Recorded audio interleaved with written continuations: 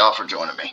This is Bama Law, and we're going to pick up with our last part 2 of 2, part D of D, on jury or when to object in a trial, mostly during opening and closing arguments. Remember, all of them are the same, whether you object during a trial or in an opening or in closing.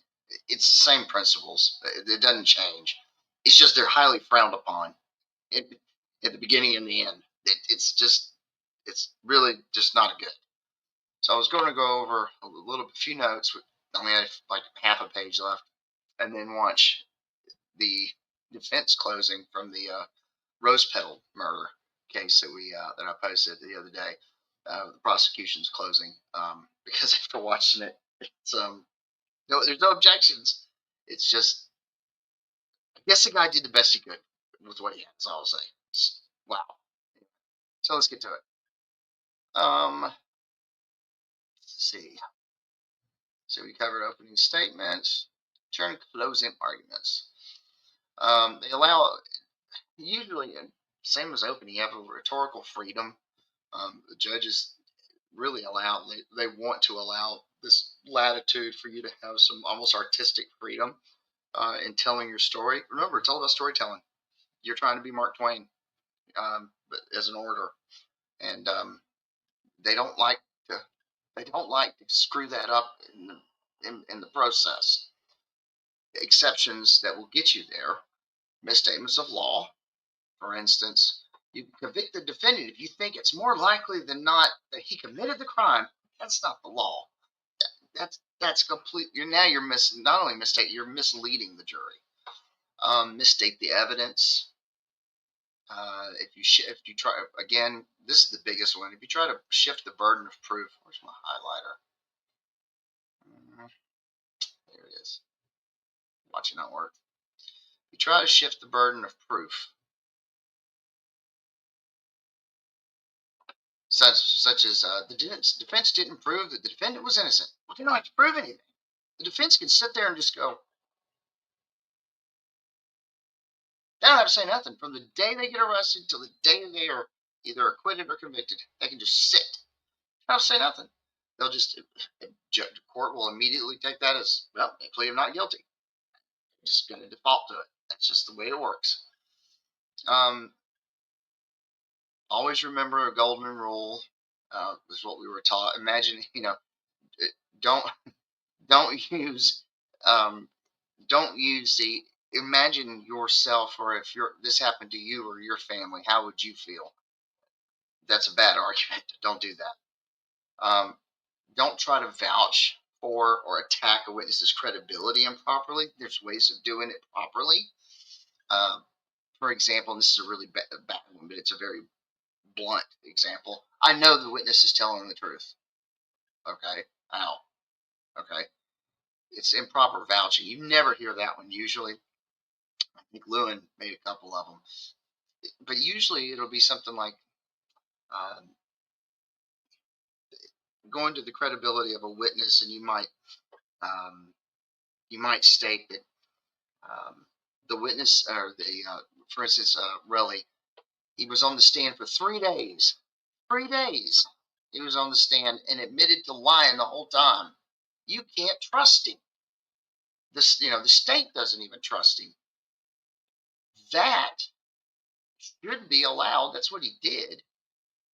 But it does touch upon this, whether or not it's improper vouching. Okay, as long as he doesn't say, for instance, the judge made a good call on that when he said the state even knows. Boom, right there. That's an improper statement. Okay, he shouldn't have imputed that the state had knowledge that this guy was somehow a liar.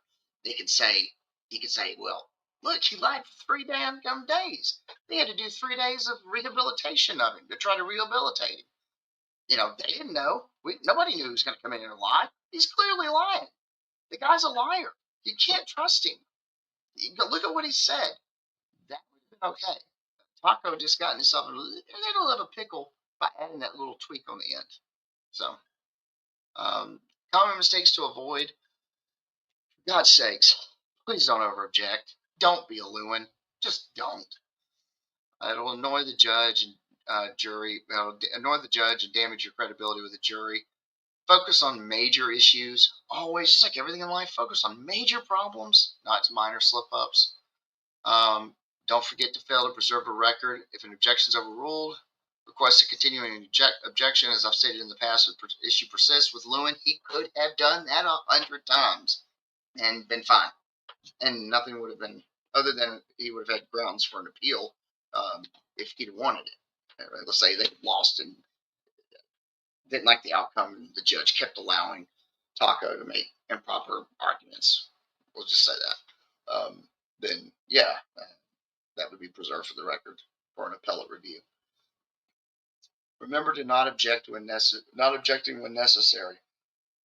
Avoiding an objection for fear of looking bad can allow improper evidence or arguments to go unchallenged. Now, with all the things that I've said, all the harping I've done about, don't overdo it, shut up, let it go through, let the trial go on, let it flesh itself out. If it's a bad, look, if it's a ball-faced, in-your-face violation of the rules of evidence, and it needs an objection done to it, or an objection placed on the record, do it. But again, you don't have to keep doing it. You do if you once or twice, and if it becomes a problem, say, Judge, look, I'm not going to do it again. I'm just going to assume in a continuing objection because clearly he's not going to get the hint to shut up and stop.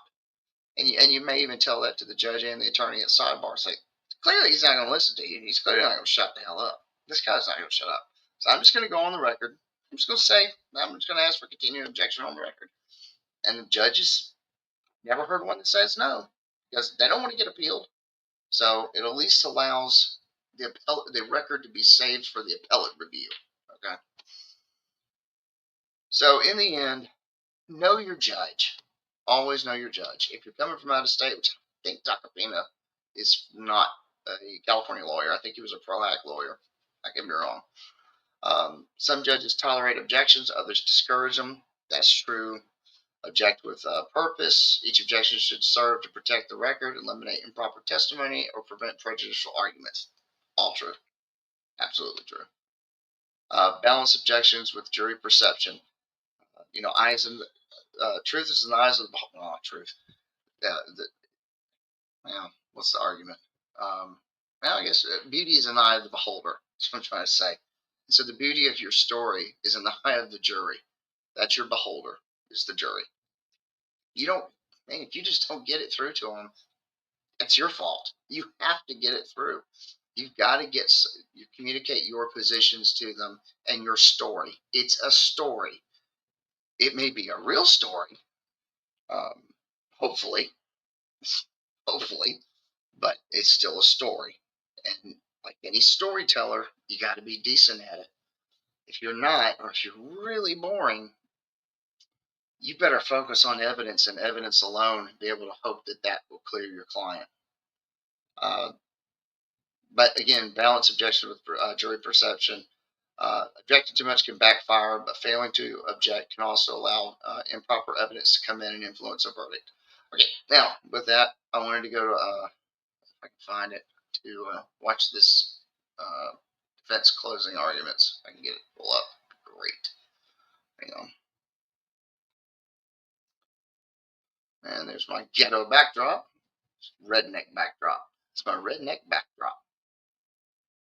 Where is... No, I don't want to stop screen. I want to present. Okay. Oh. Well, this isn't working. Let's just do it this way. Share this tab. Did that work? That worked. Fantastic. Outstanding.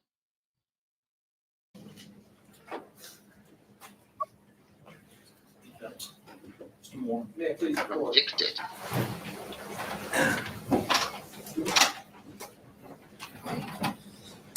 Get a little bit more. He'll be playing something.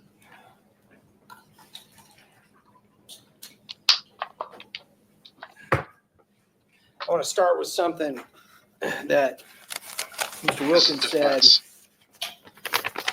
towards the beginning of his comments to you, he said, Zach Hughes solved John Mello's problems. Yesterday, Zach Hughes told you he solved Aida Mello's problems. That's what he told you. So he's saying that the difference here is that the one side said that he solved the ex-husbands, or I guess they were ex at the time, the estranged husbands' problems to get custody. And he's claiming, no, it wasn't about him. No, it was to say that it was the child, her problems. I fixed her problems. Outstanding. Yesterday. Ladies and gentlemen, you got to watch the state. You got to watch the evidence.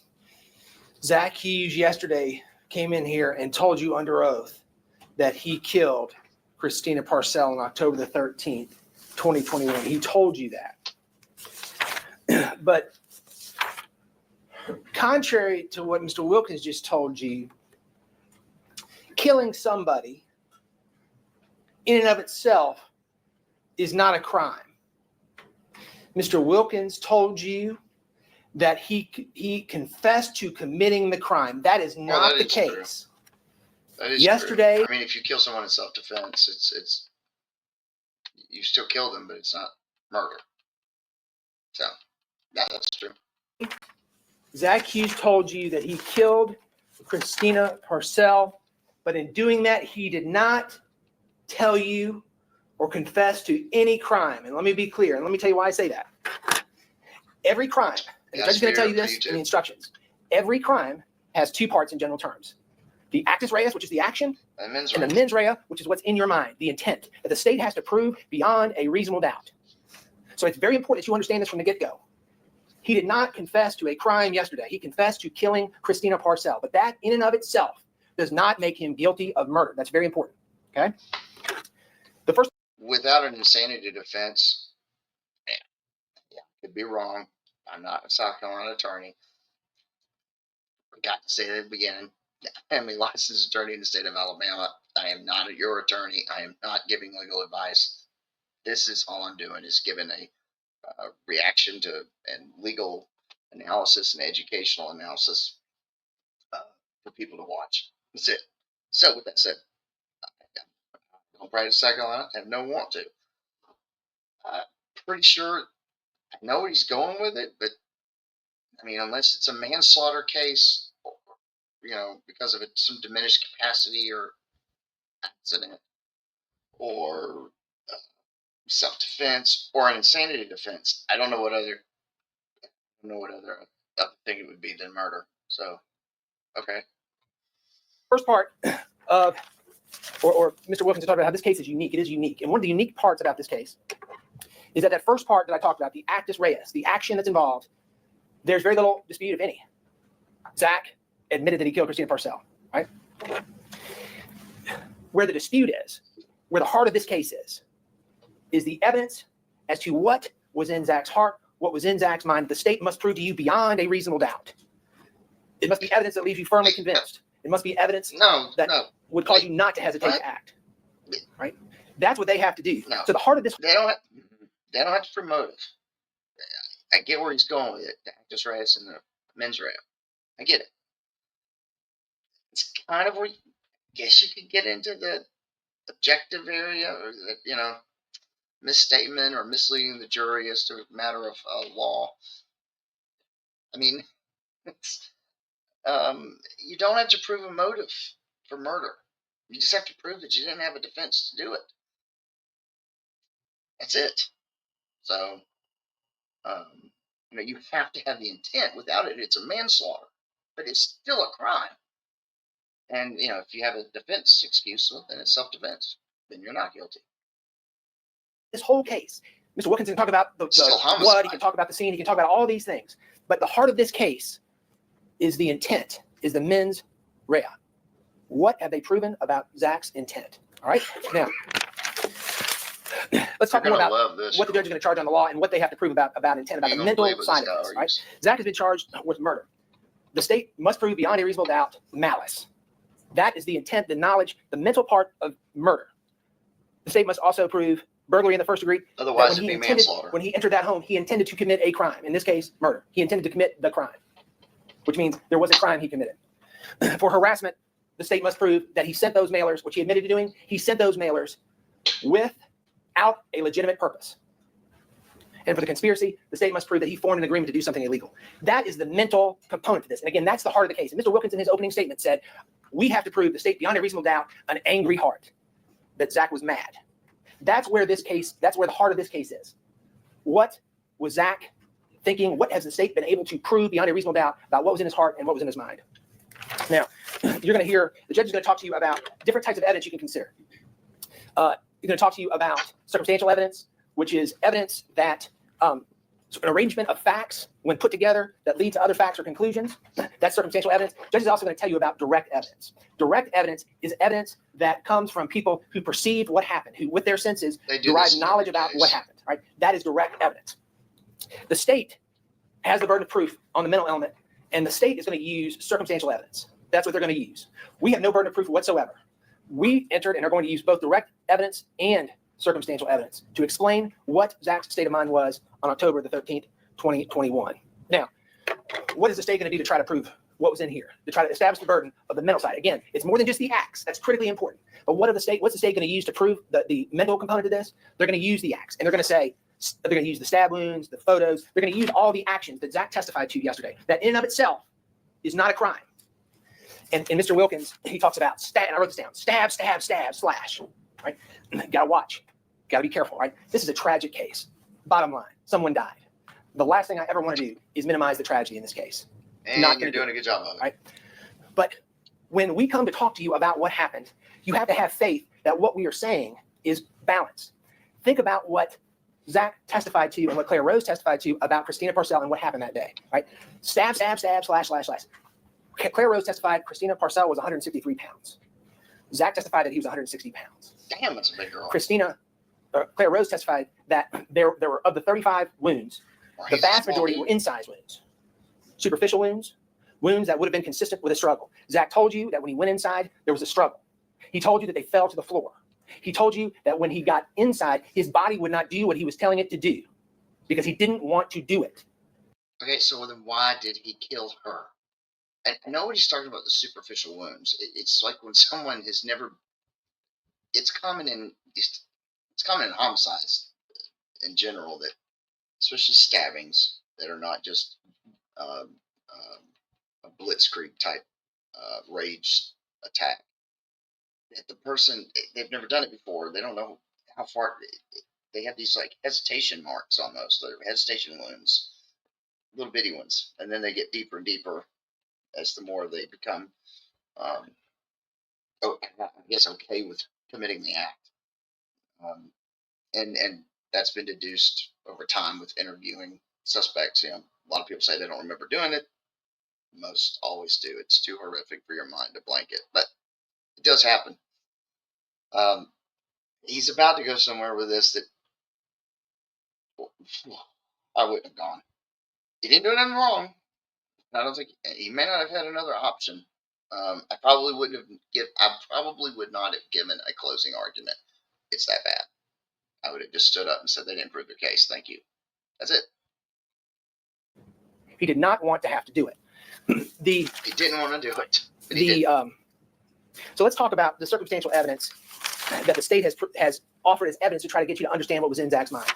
The state talks about, in determining how much weight to give to their representations about their conclusions on the circumstantial evidence, just think about this. Donna Gorman testified that 3 years after this happened, having never been shown a photo lineup, with Zach's face all over the television and the internet, that she says that she saw Zach. Now, here's what is most troublesome about this whole thing. She testified that she saw Zach at 8:15. That's what she testified to. She testified she saw Zach through 2 trees in her house, that he was wearing a hoodie. No, so he's using evidence to draw light to a witness that he thinks the jury should say was not believable, without saying it, but using evidence to say, hey, look, there's no way this happened. Look at what she said. There's no way this happened. Therefore, you shouldn't trust her. Therefore, you shouldn't trust anything. Probably that he's not going to say that. But that's where he's going with it. But again, his whole argument is just it's really bad. No evidence other than what she said about a hoodie, and back Zach said that he was wearing a hat or a smaller hat. There is no way that she could have seen Zach Hughes at 8:15, because by the state's own evidence, with the ring cameras, with investigator Sparkman, the state's own evidence, Zach didn't even get there until after 9 o'clock. So when he says Donna Gorman, she saw him, it's impossible that she saw him the way she said, because she said 8:15 by their own admission, by their own evidence. He didn't even. Okay, so she missed him. She got the time wrong by 30 minutes, even 45. That's not abnormal. I'm sorry, but it's not. Well, how do you not know? How could you not know? Because she didn't know a murder was happening. It was just an event. That's normal for people. Zach didn't even get there until after 9 o'clock. Think about that. In determining how much weight to give to their spin on the circumstantial evidence, think about investigator Sparkman, right? Called him as a witness and showed him reams of WhatsApp messages. These messages were garbled, but he had a unique skill. I don't know if he went to WhatsApp school, but he spoke fluent WhatsApp, right? And he was asked to decode all of these messages for you as though you couldn't have done it yourself. But what's the most interesting thing about what he said in the WhatsApp messages, there was one message that he was not able to decode, coincidentally. The message that had the words Aida and doomed. That was the only message he could not uncode for some reason. Think about that. In trying to determine how much weight to assign to the state's conclusions or their spin on the evidence, think about Vanessa Cornwell and what she testified to. Mr. Wilkins talked about how she was doing everything she could during this period to uncover it. Literally, what does that got to do with Bryce T in China? How does that help your case, brother? I don't. Interesting. And the judge's going to tell you this. You can determine or decide how much weight to give to testimony. You can give a lot of weight, you can give it a little weight, you can give it no weight. Believe that she had used drugs after reading that deposition. Another document that Zach got. So now Alex Field's affidavit. Now, this is very important to consider about this. This entire case, the state has worked very hard to distance Christina Parcell from the escort website. And they've made these conclusions just because they want to. Yeah, so now she's an escort. So she's a hoe and she does drugs. Therefore, his client had to murder her to get the child safely away from her. That's where he's going. And yes, I said that, because that's exactly what you're about to hear. Despite the fact there are website addresses on those photographs, they have insisted that those photographs were private photographs, were taken by John Mello and then somehow put on the internet by John Mello, that she had nothing to do with that, right? Think about this. And this is an evidence for you to consider.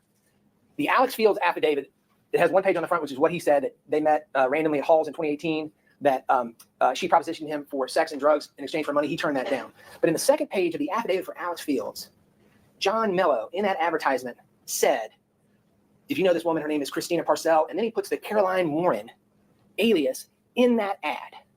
Right? Here's the question for you to consider. If he didn't think that she really and truly went by Caroline Warren online, why would he put Caroline Warren's name in an ad for people to respond to? Why would he include that if he did not think that may trigger someone who had seen her site? Why would he do that? I would submit to you, he put her name on that ad because she was Caroline Warren, and he was hopeful that someone who had seen the ad or used the ad would recognize the picture and contact him. That's the only reason why that makes sense. Let's talk about the other, and let's talk about the elephant in the room. Let's just talk about that Mr. Wilkins discussed, the planning, right? Let's talk about that. Zach was very honest when he testified about the planning. He told you in detail what he did. In a lot of cases, planning can be good evidence. In a lot of cases. As Mr. Wilkins said, this is a very unique case. And probably one of the most unique aspects about this case is that the person who Zach believed posed the danger was the mother. So what he's going to say is, normally I would say exactly what the prosecutor said is absolutely true, except when it's my client. Please don't believe it. To her own child. Think about that. This isn't where you're home and an intruder comes in, you don't know, it's a spur of the moment. This isn't a random interaction or difficulty.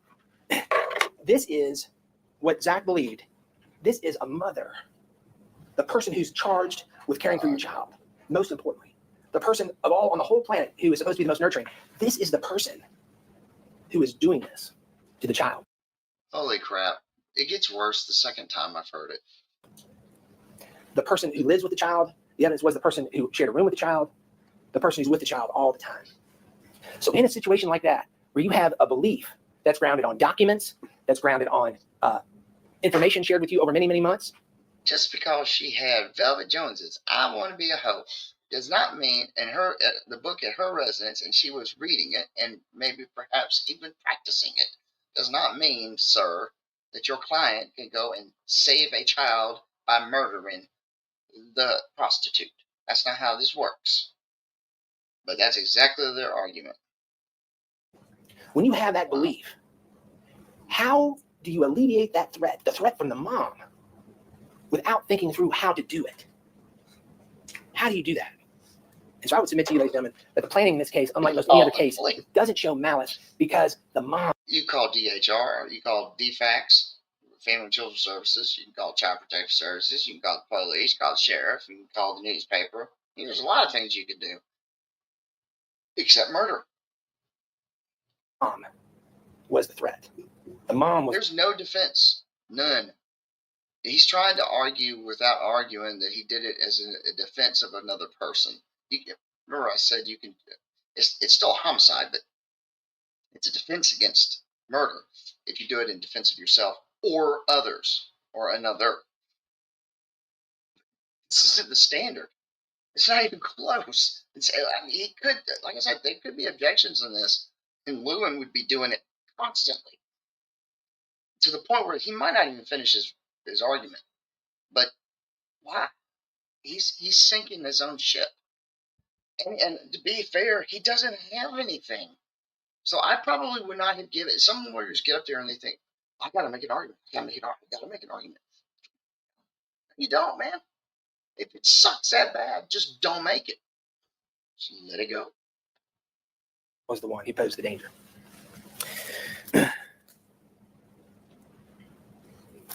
Mr. Wilkins talked a lot about this was just interjecting the custody, just get John custody, get him custody, right? If this was all about the custody, why would Zach have waited so long to do it? Right? Part of it, he was in the process, part of it, he was working on this music project, but the other part is Ida and John were separated for half a year, right? If Zach wanted to fix it to solve John's problem, he would have done it much sooner. But the reason why it took so long is that Zach agonized over it. What do I do? Over time, he continued to get information. What do I do? Murder. That's what he didn't want to do it. If he wanted to do it, he would have done it right away. And he told you that when he testified. He told you in detail about that day. He told you about it. About when he woke up, he drove to that location and he thought he was going to throw up. So I had to kill He told you about his hand shaking. He told you about when he got out and got on his bike. It was one pedal in front of the other, just trying to make it there. He told you about this. And you saw him testify. He's perfect with Mr. Wilkins. He doesn't think he's a hero. You too can He never asked that.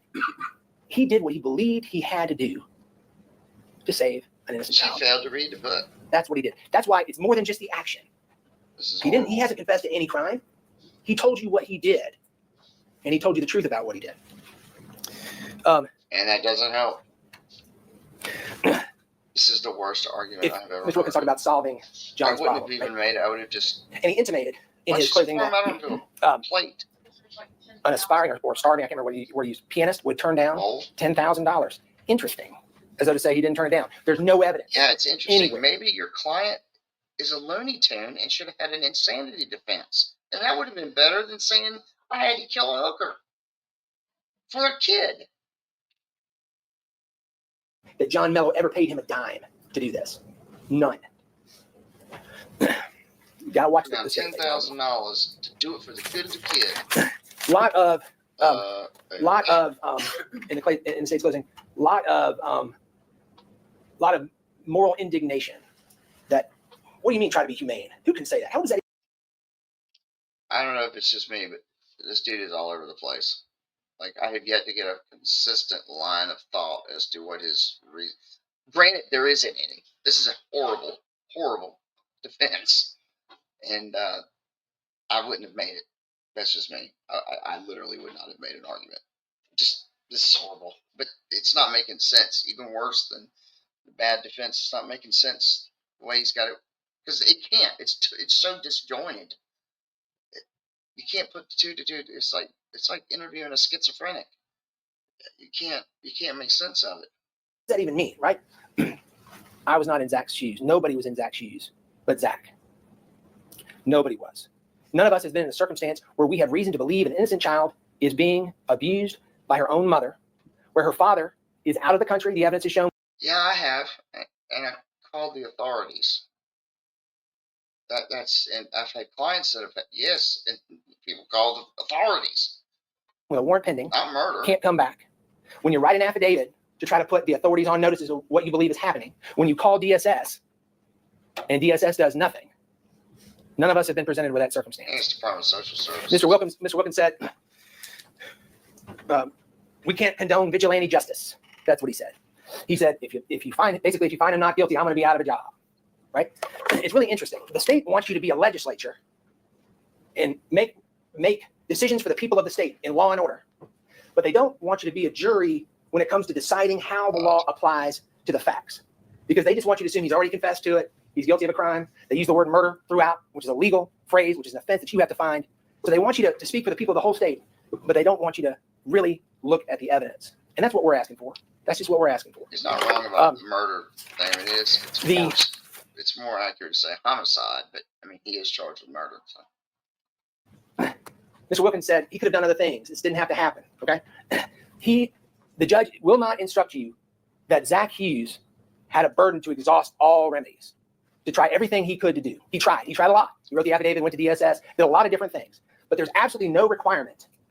We have no burden whatsoever. I think I've covered it before. Jury instructions are already done before you do closings. Some courts want it done prior to trial. That's usual, or at least prior to closing, and you'll get together before court and basically agree to disagree, and the judge will choose which ones he's going to use for jury instructions. So it's okay to reference them when you're doing this. That's why I'm so shocked at.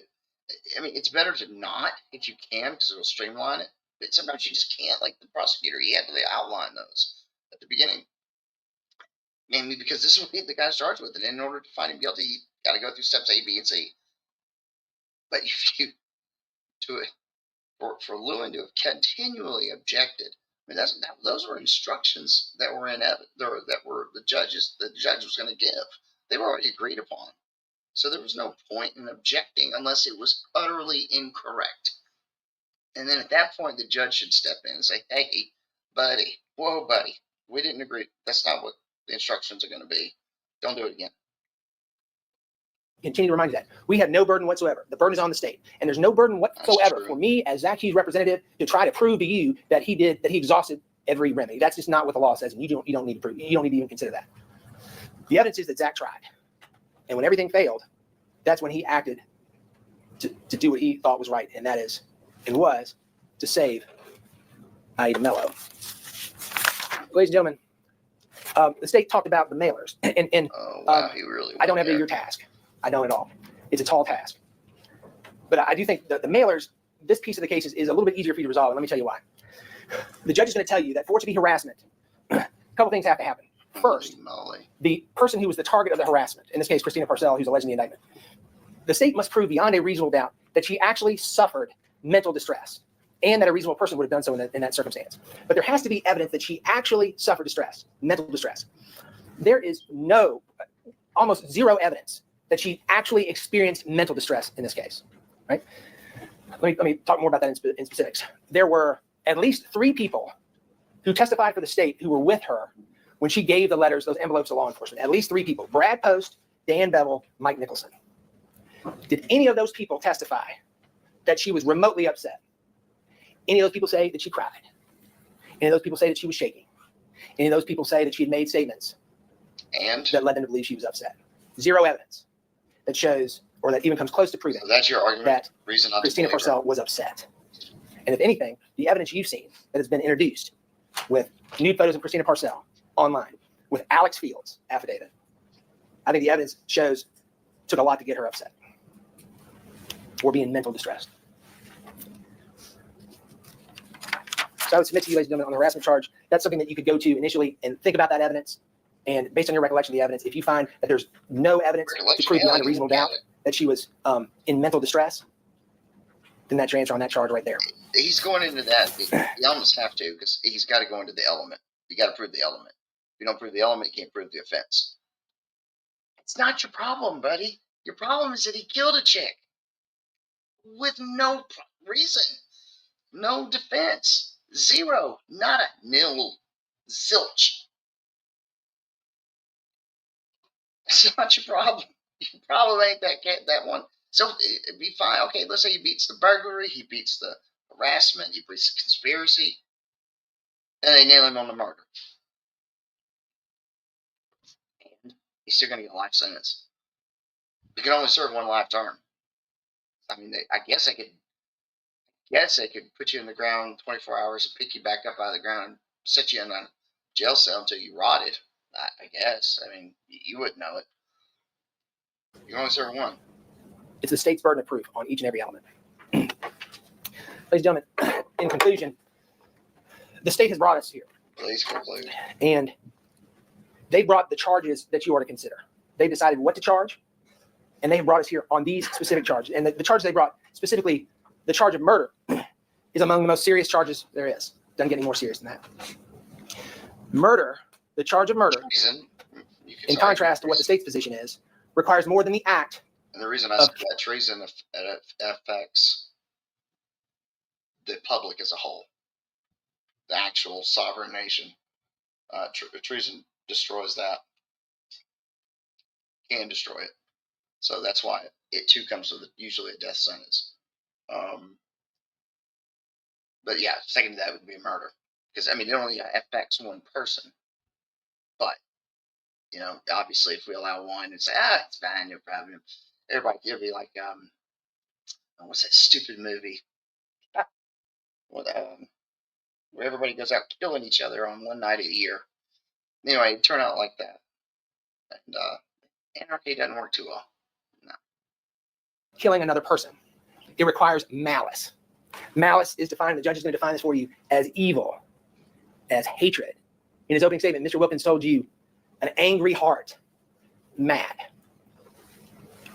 Ladies and gentlemen, I would submit to you that the evidence in this case has failed to show you that you should be firmly convinced. I would say your client's a psychopath. That Zach Hughes had hatred.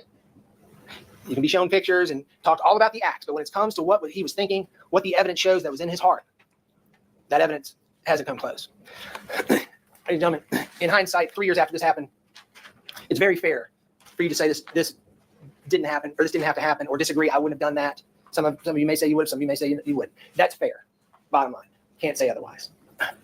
But no matter what your take on what he did, I think it's so important that we rely on your common sense. And that was one of the things that Mr. Wilkins talked about early on, that how important your common sense is that you bring with you.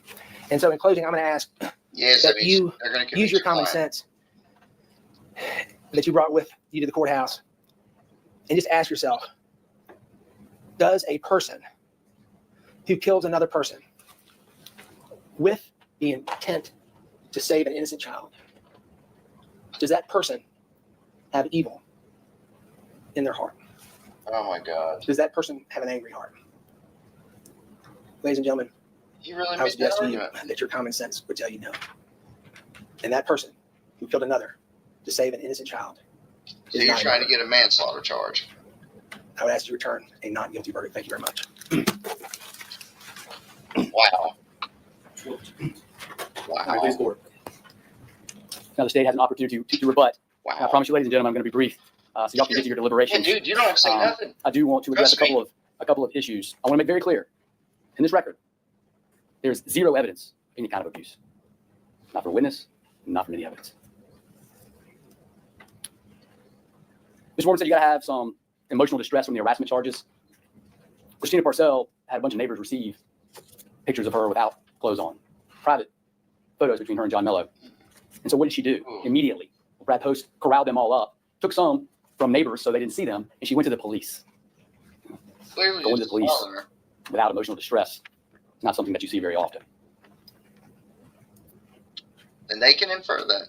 They can deduce it. Mr. Morgan talked about not trying to minimize this case. Minimize the killing of Christina Parcell. Minimizing the heinousness of this crime. while trying to impugn her character. He talked about malice, and he said that you got to have an angry heart. He kept referring to me. I said, an angry heart, malice, if you're mad at somebody. And I'll leave you with this. Ladies and gentlemen, regards to an angry heart, just because Zachary Hughes' heart is so cold and so dead that it can't be angry, that is not a defense. You prove it by his actions. Thank you. Wow. So that's yeah, that was his wow, yeah. So needless to say, this guy was convicted and sentenced to life. So that was easy. Thanks for joining me. I hope y'all enjoyed learning a little bit about objections and especially in opening and closing arguments. That's kind of where I was wanting to just leave it at, but because you can use it, it's the same principle throughout all. It's the same principles throughout trial. It's just a lot more leeway in opening and closing because you're telling a story. That's what you're supposed to be doing. As long as you don't completely misconstrue a jury or try to lead them astray, you're fine. You're fine. Unless you have ADA Lewin as your counterpart, then you're going to be there for days because he's just never going to shut up. All right, with that said, thanks y'all for joining me. This is Bama Law, and remember, it's a club, and you're not freaking in it. George Carlin. Thanks.